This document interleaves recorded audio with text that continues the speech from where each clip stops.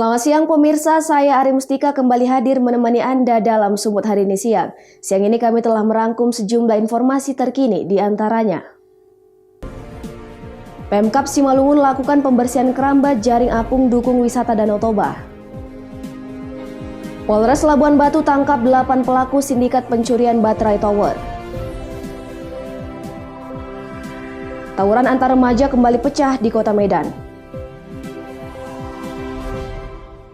Selain cuplikan berita tadi, kami juga akan menghadirkan beragam informasi lainnya. Pemirsa, kita jelang Sumut hari ini siang selengkapnya.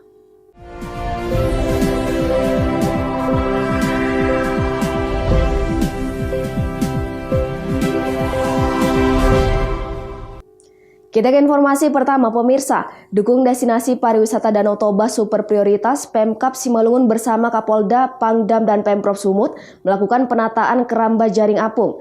Ditargetkan pada tahun 2022 mendatang akan giro keramba jaring apung.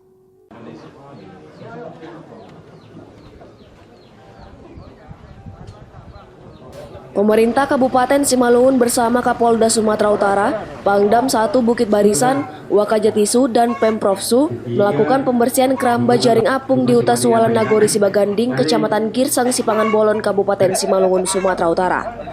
Pembersihan keramba jaring apung sebagai bukti dukungan Pemkab Simalungun terhadap program pemerintah pusat dalam rangka pembenahan Danau Toba sebagai destinasi wisata super prioritas.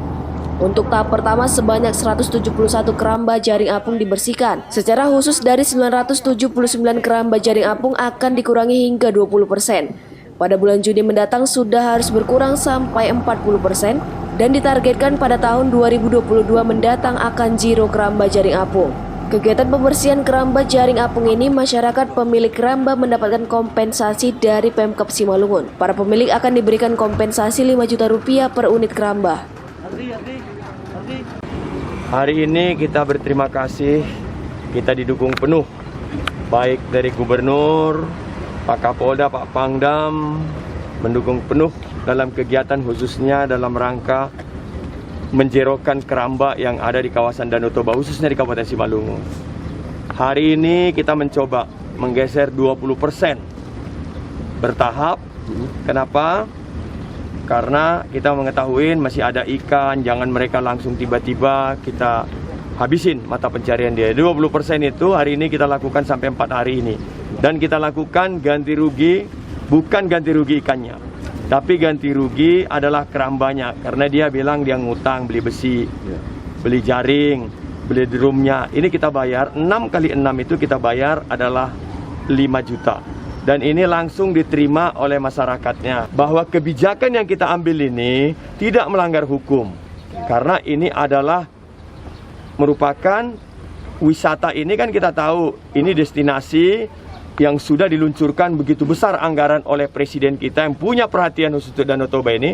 Tentu kita masyarakat yang ada di kawasan Danau Toba ini harus mendukung bergandeng tangan, merubah pola sistem kita yang tadinya kita adalah ternak ikan. Mungkin sekarang jangan lagi kita ternak ikan, tapi kuliner. Nah, ini didukung oleh pemerintah provinsi, kabupaten bergandeng tangan. Tadi gubernur sudah telepon saya. Katakan hidup mereka di sini ikan ya.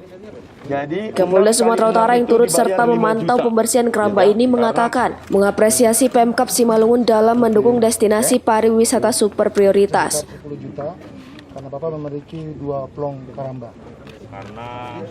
Jadi gini, tadi Pak Bupati sudah sampaikan teman-teman sekalian, ya. Saya bersama Bapak Pangdam 1 Bukit Barisan datang kemari dan yang mewakili Bapak Gubernur Sumut. Datang ke wilayah ini untuk melihat secara langsung proses penataan jaring apung keramba yang ada di Danau Toba, khususnya di wilayah Pak Bupati Kabupaten Simalungun. Hari ini menjadi momen yang paling penting. Kenapa momen paling penting? Saya melihat bahwa kesadaran masyarakat untuk menata jaring apung di Danau Toba ini sebagai bagian langkah untuk mewujudkan kawasan Danau Toba sebagai kawasan destinasi super prioritas, itu benar-benar terlihat dari kesadaran masyarakat untuk menyerahkan dan menata jaring apungnya di bawah kepemimpinan Pak Bupati. Momen ini saya harap dapat diikuti oleh seluruh masyarakat lainnya dan wilayah-wilayah lainnya yang ada di sekitar kawasan Danau Toba. Mari kita jaga kualitas Danau Toba ini dan kita wujudkan Danau Toba sebagai super prioritas destinasi wisata. Kalau kita pengen bahwa Danau Toba menjadi salah satu hal yang patut untuk kita jual di dunia internasional. Demikian teman-teman sekalian, saya berharap semua masyarakat sama-sama kita bersama untuk melaksanakan penataan jaring apung sebagai salah satu wujud dari kita melaksanakan mewujudkan Danau Toba sebagai destinasi super prioritas. Terima kasih, prioritas. Penertiban keramba jaring apung dilakukan secara bertahap atas permintaan masyarakat sendiri. Diketahui bahwa mayoritas masyarakat Kecamatan Girsang Sipangan Bolon berpenghasilan dari keramba jaring apung. Pentanews sendiri melaporkan untuk Evarina TV. Pemirsa, 3 unit rumah toko di kawasan Kecamatan Kota Matsum, Kota Medan, Kamis dini hari terbakar. Diduga pemilik rumah masih terjebak di dalam gedung. Hingga berita ini diturunkan, petugas pemadam kebakaran masih memadamkan api dan belum bisa mengevakuasi korban dari dalam gedung.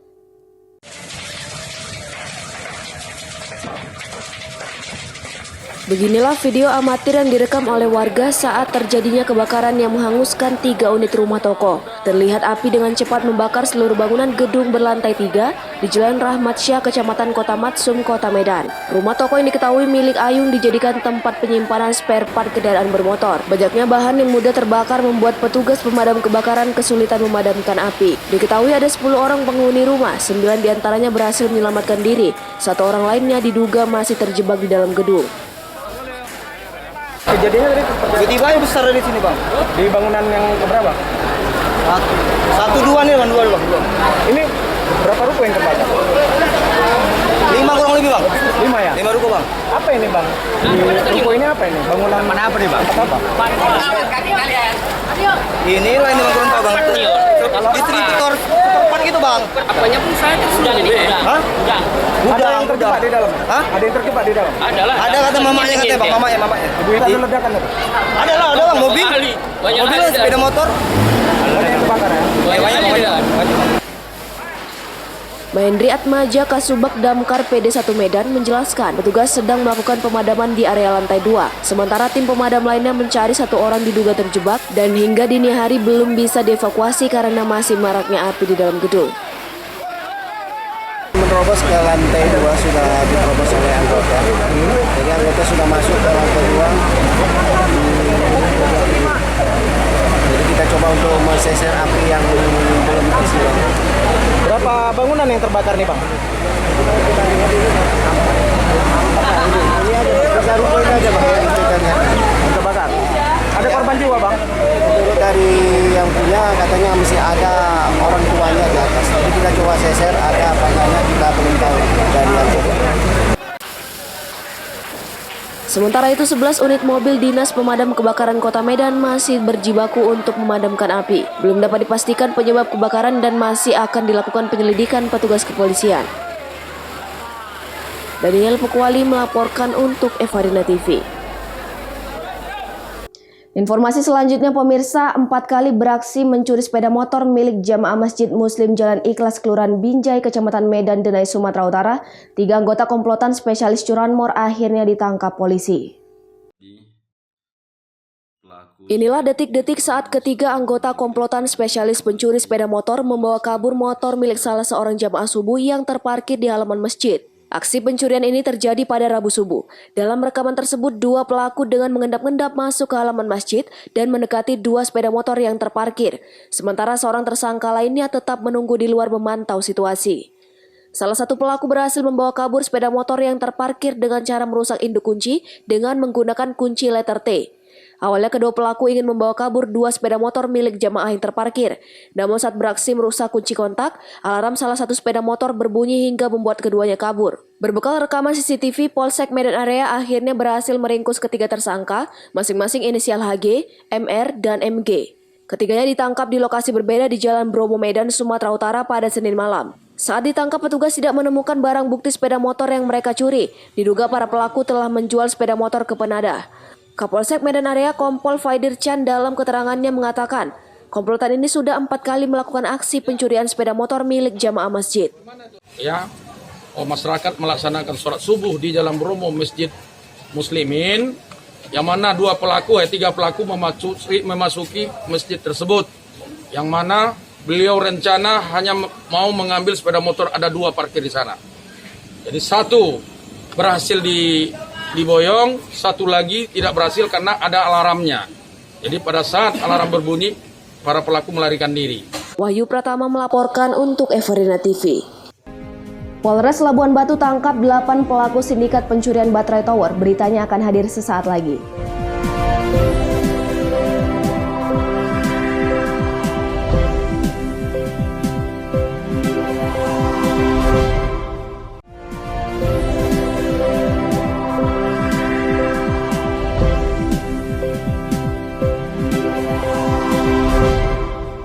Terima kasih Anda masih bersama kami. Pemirsa, Polres Labuan Batu menangkap 8 tersangka pelaku sindikat pencurian baterai tower yang telah beraksi di 22 lokasi berbeda di wilayah hukum Polres Labuan Batu, Polda Sumut, dan di Provinsi Riau. Dari pengungkapan kasus tersebut, petugas mengamankan senjata api dan 2 unit mobil serta berbagai peralatan lainnya.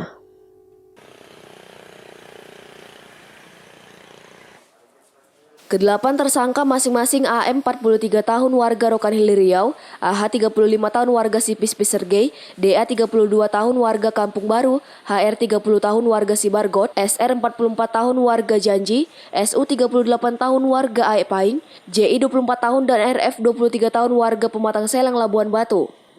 Pelaku tindak pidana sindikat pencurian baterai tower antar provinsi ini ditangkap personel Satreskrim Polres Labuan Batu, Sumatera Utara. Kapolres Labuan Batu AKBP Denny Kurniawan menjelaskan, selain 8 tersangka dengan peran berbeda ini, pihaknya juga masih memburu 2 tersangka lainnya yang identitasnya sudah diketahui. Dalam menjalankan aksinya untuk meyakinkan masyarakat sekitar tower, para tersangka memalsukan surat tugas yang dikopi dari internet dan merusak tempat penyimpanan baterai dengan berbagai alat yang telah dipersiapkan. Kita mengungkap kasus pencurian baterai tower yang berada di wilayah Polres Labuan Batu. Dan alhamdulillah kita bisa menangkap 8 orang sindikat pelaku di 22 TKP. Ya. Ternyata TKP-nya tidak hanya berada di wilayah Polres Labuan Batu, Polda Sumatera Utara, juga di wilayah Polda Riau. Karena ini jaringan antar provinsi. Karena salah satunya adalah otak pelakunya. Ya. Atas nama Agus, itu adalah warga dari Rokan Hilir, Provinsi Riau. Dan dia datang ke Labuan Batu, kemudian mengajak para tersangka lain untuk melakukan aksi pencurian baterai tower. Modusnya Pak gimana mereka Pak? Modusnya mereka satu dengan memasukkan surat tugas dari beberapa operator seluler dengan cara mereka mendownload dari internet. Ya. Kemudian datang ke lokasi, mereka tunjukkan kepada warga sekitar sehingga warga sekitar yang berada di lokasi tower percaya. Atas aksi kejahatannya, para tersangka kini ditahan di Mapolres Labuan Batu dan dijerat pasal 363 dan 480 dari KUH Pidana, serta pasal 1 dari Undang-Undang Nomor 12 Tahun 1951 tentang senjata api dan bahan peledak. Ucok Sitorus melaporkan untuk Everina TV. Informasi berikutnya pemirsa, aksi saling lempar batu dan petasan antar 2 kelompok remaja kembali pecah di Jalan Mandala Bypass Medan, Sumatera Utara, Rabu dini hari. Aktivitas pemuda yang sering kumpul di malam Ramadan diduga pemicu aksi tawuran.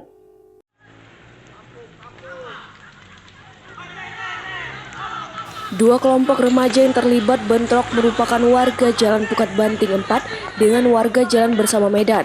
Keduanya terlibat saling serang di ruas Jalan Mandala Bypass Medan. Tak hanya saling lempar batu, sejumlah remaja diduga masih di bawah umur ini bahkan menyerang dengan menggunakan petasan. Kejadian ini membuat resah warga di sekitar lokasi kejadian. Salah seorang warga menuturkan aktivitas pemuda yang sering kumpul di malam Ramadan diduga pemicu aksi tawuran. Para pemuda ini sebelumnya sempat saling ejek saat melintas di jalan. Perang antar 2 kelompok remaja ini bukan pertama kali terjadi. Sebelumnya pada Senin dini hari tawuran antara keduanya pecah. Tahu saya anak-anak ini salah satu warga di sini dan mereka mempunyai macam-macam kelompok yang sering terjadi tawuran di daerah sini sampai hingga ke Jalan Ledas Jono dan sering terjadi di Jalan Mandala Bypass. Mereka asli warga sini. Apakah ini sering terjadi Bang? Ini cukup sering terjadi di sini dan bertambah lagi karena diadanya di dalam bulan puasa ini mereka lebih sering lagi, lebih ramai lagi untuk bertawuran di sini.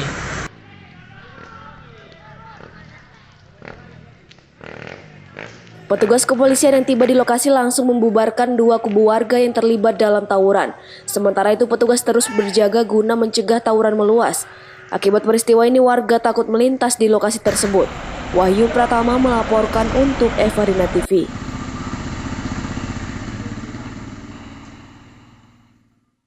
Pemirsa, Polsek Air Joman dan Satlantas Polres Asahan membubarkan ratusan kendaraan yang mengganggu arus lalu lintas Desa Punggulan Air Joman pada Rabu pagi. Para pemuda lempari pengguna jalan menggunakan petasan. 18 kendaraan diamankan polisi. Inilah aksi ratusan pemuda sahur on the road yang menggunakan sepeda motor mengganggu arus lalu lintas di Desa Punggulan Air Joman Asahan pada Rabu pagi. Tidak hanya mengganggu jalan, para pemuda juga mengancam keselamatan warga yang melintas. Pasalnya para pelaku melempari pengguna jalan menggunakan petasan. Atas laporan warga, petugas kepolisian dari Polsek Air Joman dan Satlantas Polres Asahan membubarkan kerumunan warga. Sejumlah pengendara kocar-kacir menghindari tanggapan petugas. Sebanyak 18 kendaraan dan puluhan pengendara diamankan serta dibawa ke Mapolsek Air Joman. Ya, menurut informasi dari masyarakat, bahwasanya maraknya anak-anak muda di Simpang Gadis, Simpang Janda main-main petasan sehingga terhalang masyarakat yang penggalas dan cari makan. Terus ada yang diamankan nggak Pak dari operasi kita hari ini Pak? Terus sementara hasil operasi kita tadi ada kita amankan sepeda motor, ada bersekitar berapa tadi? 18, dan berikut nanti orangnya kita bawa juga ke kantor, ke Polsek, dan kita panggil orang tuanya supaya orang tuanya bisa membuat pernyataan. Sebagai efek jera, kendaraan ditahan petugas dan dilakukan penilangan. Selain itu, pengendara yang terjaring akan dipanggil orang tuanya. Wanda Pratama melaporkan untuk Evarina TV. Sumut hari ini akan kembali dengan informasi menarik lainnya. Tetaplah bersama kami.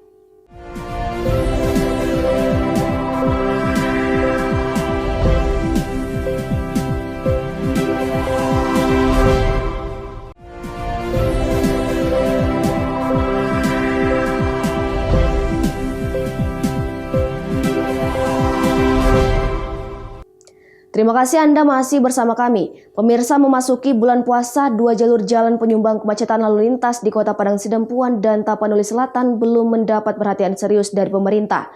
Dikhawatirkan 2 jalur ini akan menjadi sumber kemacetan pada arus mudik Lebaran tahun ini. Jalur pertama yang akan menjadi penyumbang kemacetan lalu lintas pada arus mudik Lebaran tahun ini adalah Jalinsum di Desa Simedik, Kecamatan Batuna 2, Kota Padang Sidempuan. Badan jalan yang sempit serta berada di tepi jurang membuat jalur ini susah dilalui kendaraan, terutama kendaraan besar seperti truk dan bus. Hal ini diperparah lagi dengan amblasnya sebagian badan jalan ke dalam jurang. Akibatnya kendaraan harus antri untuk bisa melewati jalur ini. Jalur Simedik saat ini sudah menjadi penyumbang kemacetan di Kota Padang Sidempuan pada saat tertentu. Namun sayangnya hingga saat ini belum ada niat baik pemerintah untuk memperbaiki badan jalan amblas ini. Jalur kedua yang dipastikan akan menjadi penyumbang kemacetan di Tabaksel adalah jalur Batu Jombay yang menghubungkan Kota Sipirok dengan Kota Tarutung. Jalan dengan kondisi rusak parah sepanjang 500 meter lebih ini sudah menjadi momok yang menakutkan bagi para pengendara terutama pada musim hujan. Kondisi jalan yang berada di pegunungan serta mendaki bila di musim hujan akan menjadi licin. Para pengendara lebih memilih menunggu jalur ini kering untuk melewatinya. Hal ini tentu mengakibatkan antrian dan kemacetan. Para pengendara berharap agar pemerintah secepatnya memperbaiki kedua jalur tersebut, terutama mendekati arus mudik Lebaran tahun ini. Ya gini lah Bang, kalau ada apa sedikit mobil dari Sidimpuan atau dari Medan berlawanan, ya sering menimbulkan macet karena jalannya longsor seperti itu Bang kan. Ini jalan Sumatera, lintas Sumatera kan Bang, menuju ke Medan kan gitu Bang. Itulah untuk pemerintah kan Bang, jangan tidur. Azan Sinaga melaporkan untuk Evarina TV. Pemirsa, Gubernur Sumatera Utara Edi Rahmayadi menghadiri acara peresmian Pos Polisi Pariwisata Danau Toba. Peresmian pos polisi tersebut dalam rangka penguatan Polda Sumut untuk mendukung destinasi wisata super prioritas Danau Toba. Dalam acara peresmian pos polisi pariwisata di Kecamatan Ajibata, Gubernur Sumatera Utara Edi Rahmayadi dalam sambutannya mengatakan bahwa Danau Toba bukan hanya milik orang Indonesia tetapi juga milik dunia. Untuk keamanan pariwisata Danau Toba adalah tugas polisi pariwisata di bawah kendali Polda Sumut. Karena ini milik orang banyak sedunia. siapapun berhak untuk datang ke tempat ini. Tetapi keamanan itu miliknya kita semua yang dipimpin oleh Kepolisian Republik Indonesia, terkhusus ada tanggung jawab Kapolda. Terima kasih saudara-saudara saya, semoga Tuhan selalu memberikan kemudahan untuk kita semua. Saya datang ke tempat ini karena saya bangga dengan Danau Toba yang sama-sama kita miliki. Pada kesempatan tersebut, Bupati Toba Poltak Sitorus menyampaikan dukungan terhadap destinasi wisata super prioritas Danau Toba dan mengharapkan Danau Toba akan menjadi taman dunia dan bertekad untuk menjadikan Danau Toba bebas dari keramba jaring apung. Sebagai Danau Toba ditetapkan sebagai UNESCO Global Park Geopark pada sidang yang ke-209 Dewan Eksekutif UNESCO di Paris, Prancis, Selasa tanggal 7 bulan 7 2020. Oleh karena itu, kita ingin fungsi Danau Toba ini hanya dua, yaitu sebagai taman dunia global UNESCO Global Geopark. Yang kedua, kita harapkan bahwa fungsi Danau Toba ini adalah pembangkit listrik. Dari 7 kabupaten yang berada di sekitar Danau Toba juga tampak hadir dalam acara tersebut Bupati Simalungun JR Saragi. Seusai memberikan sambutannya, Gubernur Sumatera Utara Edi Rahmayadi meninggalkan lokasi diiringi dengan tortor Batak sebagai bentuk penghormatan. Jamarlin Saragi melaporkan untuk Evarina TV. Pemirsa, informasi tadi sekaligus mengakhiri pertemuan kita dalam Sumut Hari ini siang. Saya Remustika mewakili kerabat kerja yang bertugas pamit undur diri. Terima kasih dan sampai jumpa.